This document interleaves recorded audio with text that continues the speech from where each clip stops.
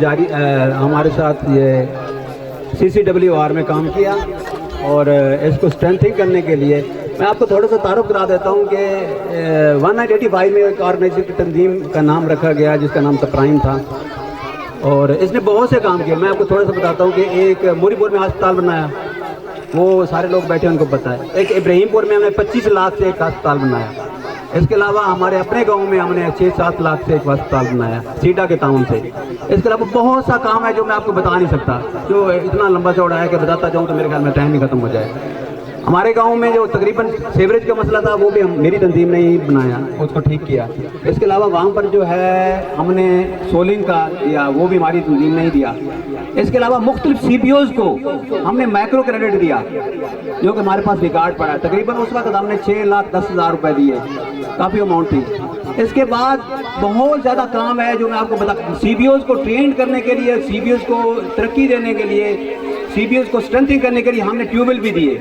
جن میں سے کوئی ڈاکٹر صاحب نہیں آئے, وہ ایک ہمارے دوست ہیں ڈاکٹر, وہ ادھر ریانہ صاحب کے ہیں, ان کو ہم نے ٹیوبویل دیا. اور بھی CPOs تھی جن کو ہم نے ٹیوبویل وغیرہ دیے اور وہ آج میرے خیال نہیں ہے, پتہ نہیں کوئی بجا بن گئی ہوگی.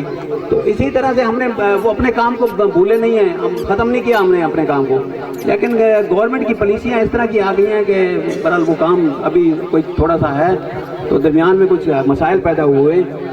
تو اب میں بتاتا ہوں کہ مکس رخسانہ نے ہمارے 50 سکولوں میں ملے تھے جیکا کی طرف سے. جیکا جاپان کی ایک ایجنسی ہے جس نے ہم نے 50 سکول دیے تھے. 50 سکول ہم نے مختلف جو علاقوں میں قائم کیے. اس سلسلے میں میڈم کا کردار اور ایک اور میڈم ہے میڈم بشرا, ان دونوں کا کردار بہت زیادہ زبردست ہے. کیونکہ مجھے اچھی طرح یاد ہے کہ جب ہم ان کو قائم کرنے کے لیے جاتے تھے نا مختلف سکول دیہاتی علاقوں میں, تو لوگ لیتے نہیں تھے.